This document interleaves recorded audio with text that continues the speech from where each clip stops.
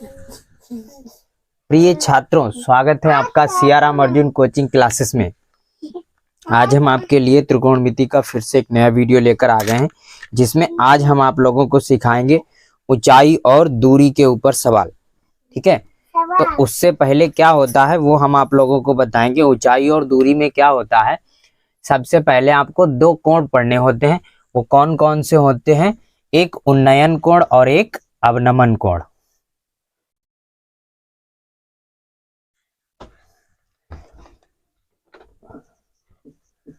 ये होता है आपका उन्नयन कोण और दूसरा होता है आपका अवनमन कोण। ठीक है, तो उन्नयन कोण अवनमन कोण ये क्या होते हैं, इन्हें ध्यान से समझना। उन्नयन कोण क्या होता है कि हमेशा जब क्षैतिज से बनाया गया कोण, क्षैतिज का मतलब होता है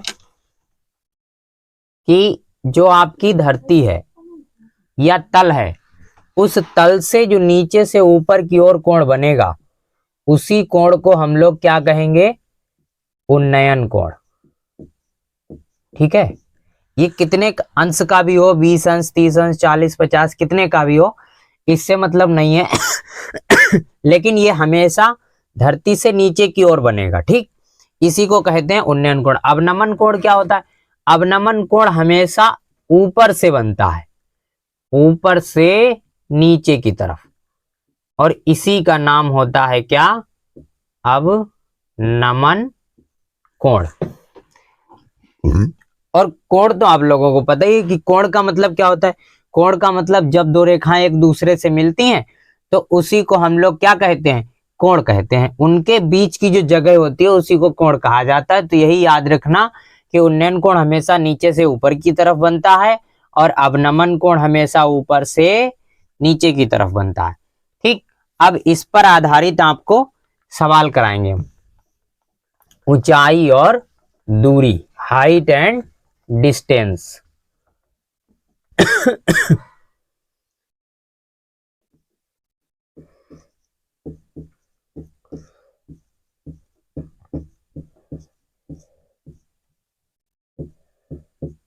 ऊंचाई और दूरी। ठीक है, जैसे हमने पहला सवाल आपके लिए लिया है, बहुत जरूरी प्रश्न है, इसे बहुत ध्यान से समझना आप लोग। इस सवाल को यदि आप कम से कम 5 बार लगाओगे तो उसके बाद ये अकेला सवाल आपके लगभग 5 सवाल अपने आप लगवा देगा। यहां लिखा है कि भूमि के एक बिंदु से, भूमि के एक बिंदु से जो मीनार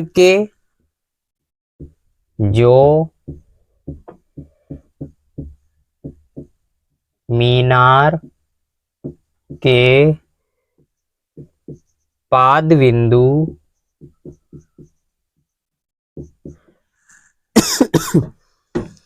से 30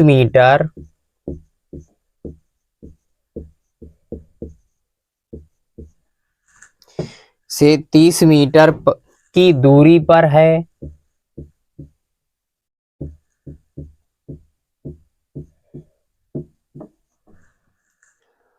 मीनार के शिखर का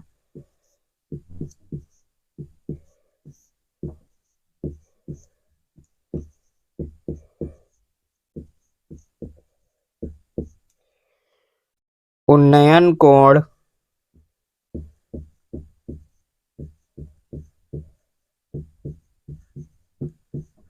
30 अंश है।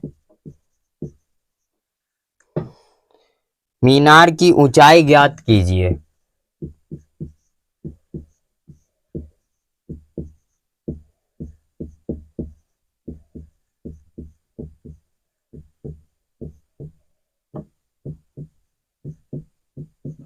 ठीक, ये है आपका सवाल। देखो इसमें लिखा है साफ साफ, आपको ध्यान से समझना है यहाँ पर कि भूमि के एक बिंदु से, मतलब भूमि का कोई बिंदु है। भूमि मतलब जानते हो, भूमि मतलब हमारी पृथ्वी, धरती। ठीक, कोई खाली जगह है, यहां पर मान लो ये बिंदु है, इस बिंदु से यहां से जो मीनार का पाद बिंदु है, अब मान लो कि यहीं कहीं पर मीनार खड़ी है, मान लीजिए हमने यहां पर मीनार खड़ी कर ली, ये हमारी मीनार खड़ी हो गई, ठीक।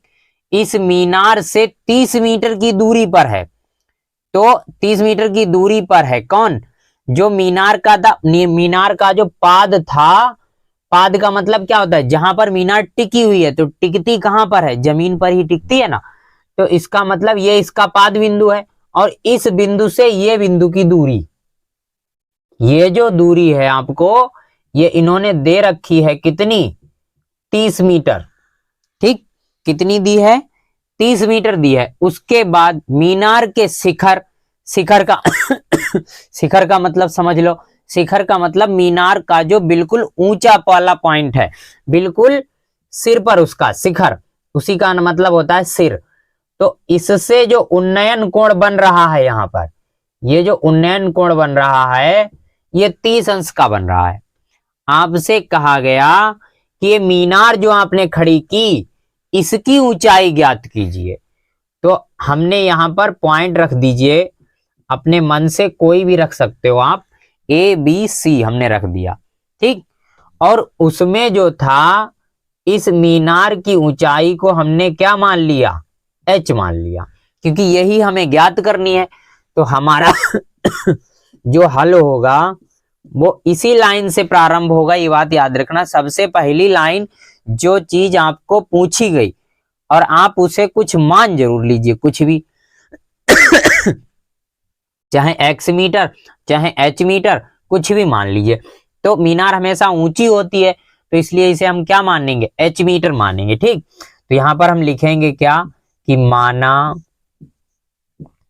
मीनार AB की ऊंचाई h मीटर है, ठीक। ये हमने मान लिया कि AB बराबर h मीटर। अब इन्होंने दूसरी चीज हमें क्या दी, BC हमें ज्ञात है पहले से ही, BC कितना है, BC है हमारा 30 मीटर। और जो ये समकोण त्रिभुज, देखो एक आकृति बन गई है, कौन से त्रिभुज की, समकोण त्रिभुज की, क्योंकि समकोण त्रिभुज का एक कोण कितने अंश का होता है, 90 अंश का। तो इसका मतलब ये जो सामने AC भुजा है ये कर्ण है, और जो AB भुजा है ये लंब है, और जो BC भुजा है वो आधार है आपकी, है। क्योंकि कोण हमें कौन सा लेना है, C वाला, और कोण C जो है, कोण C वो कितने अंश का है, 30 अंश का है, ठीक। तो इसी आधार पर हम मीनार की ऊंचाई निकालेंगे।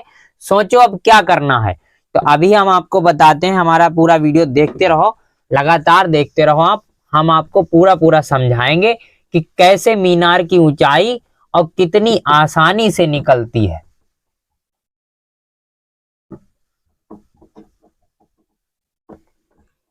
देखिए अब हमें क्या करना है, हम कुछ ऐसा करेंगे इसमें जिससे कि हमें ये H का मान पता लग जाए कि आखिर ये मीनार है कितनी ऊंची। तो हम लोगों को क्या करना है, सबसे पहले यहां पर देखो त्रिकोणमिति चल रही है, त्रिकोणमिति से ही कुछ लेना है, साइन थीटा कॉस थीटा। अब यहां पर एक बात याद रखने वाली ये है कि जो चीज आपको नहीं पता है वो ले लो, और जो पता है एक वो ले लो। जैसे जैसे हमें मीनार नहीं पता तो मीनार ले लेंगे हम, और मीनार के पाद बिंदु से उस बिंदु की दूरी पता तो वो वाली रेखा ले लेंगे, यही दो रेखाएं ले लो आप। तो हमने अपने आप अपने मन से टेक कर दिया, क्या हमने लिख दिया कि AB बटा BC। अब आप 30 अंश के कोण के लिए आपने लिया है, तो 30 अंश के लिए AB क्या हो गया, लंब, और BC क्या हो गया, आधार। तो आपने पढ़ा है क्या कि लंब बटे आधार बराबर क्या होता है भैया, ये होता है tan थीटा। समझ गए। तो यहां पर AB हमारा लंब है और BC हमारा क्या है, आधार है, तो फिर से tan बनेगा, और tan अब की थीटा थोड़ी ना बनेगा, जब यहां कोण दे रखा है तो थीटा क्यों बनेगा, तो हमारा कितना बनेगा, 30 अंश। समझ में आ गई बात। तो यहां पर यही एक बात याद रखने वाली है कि जो रेखा आपको नहीं पता उस रेखा को ले लीजिए, और जो रेखा आपको पता है उस रेखा को ले लीजिए, दो ले लीजिए। लेकिन जिससे कोई मतलब ही नहीं, जैसे एसी कर्ण, इसका कोई लेना ही देना नहीं भाई, हमें पता है नीचे वाली पता करनी, खड़ी वाली, तो इन दो से मतलब रखेंगे, हमें एसी से क्या मतलब, उसे रहने दो। तो यही कि लंब और आधार से मतलब है, तो आप चाहे लंब बटे आधार कर दो या आधार बटे लंब, कोई भी एक कर दो। तो हमने लंब बटे आधार, कहने का मतलब अज्ञात बटे ज्ञात रखो, ठीक। तो ए बी का मान रख दो, ए बी का मान कितना है h, BC का मान रख दो, BC का मान कितना है 30, बराबर tan 30 का मान। अब आप टेबल वाला वीडियो अगर आप लोगों ने हमारा देखा है तो आपको तुरंत याद आएगा कि tan 30 का मान कितना होता है। tan 30 का मान होता है 1/√3। अब जब भिन्न के सामने भिन्न आ जाए तो क्या होता है, तो कुछ नहीं होता है, कैंची गुणा होती है, बस ये कैंची गुणा होगी। अब कैंची गुणा कैसे होती है कि h की गुणा होगी √3 से और 30 की गुणा होगी किससे, 1 से। तो h की गुणा √3 से होगी तो ये तो सेम रहेगा, और 30 एक काम 30। अब आप √3 को यहां से हटाओ, तो √3 यहां से कैसे हटेगा, देखो अभी हटेगा। क्या करना है हमें कि h बराबर √3 गुणा में है, और गुणा वाला हमेशा कहां जाता है, भाग में, भाग में पहुंच गया। अब √3 कभी भी √ की कोई भी संख्या अगर नीचे आ जाए तो आप लोगों को कुछ नहीं करना है, केवल सिंपल सा एक काम ये करना है कि इसका परिमेयकरण कर दीजिए। परिमेयकरण क्या होता है ये हम पिछले वीडियोस में आपको बता भी चुके, आप एक एक वीडियो हमारा देख लीजिए, हम आपको भरोसे के साथ कहते हैं आपको गणित में कोई दिक्कत नहीं होगी। तो परिमेयकरण का मतलब होता है जो संख्या नीचे लिखी है उसी से गुणा भाग कर दीजिए, अगर वो संख्या सिंगल है, अकेली है तो, ठीक। तो गुणा कर दी हमने। अब 30 की √3 से करोगे तो 30 √3 ही रहेगा, क्योंकि ये परिमेय और ये अपरिमेय, परिमेय अपरिमेय कभी हो नहीं सकते, तो इनको पास पास लिख दो आप। √3 की जब √3 से करोगे तो ये आ जाएगा खाली 3, फिर 3 का पहाड़ा 30 के लिए पढ़ दो आप, 10 बार में पढ़ा जाएगा, और ये आ जाएगा 10 √3 मीटर। ये हमारी क्या निकल के आ गई, इस मीनार की ऊंचाई, ठीक है। तो अब इसमें कोई दिक्कत नहीं, आगे कुछ करना नहीं है, √3 का मान रखना चाहो तो आप रख दो, तब भी आंसर माना जाएगा सही, और ये भी आंसर आपका बिल्कुल सही है। तो बस यही इसमें था, इससे ज्यादा कुछ नहीं। यहाँ पर बहुत सरल सवाल होते हैं, केवल आपको सवाल की भाषा समझनी है और कुछ नहीं। अगर आपने सवाल की भाषा को समझ लिया तो समझ लीजिए सवाल लग गया, कोई दिक्कत नहीं करेगा वो लगाने में, और आपको बहुत आसानी से समझ में भी आ जाएगा, ठीक। तो हमें लगता है कि हमने पूरी कोशिश की आपको समझाने में, और आपको पूरा ये सवाल समझ में आया भी होगा।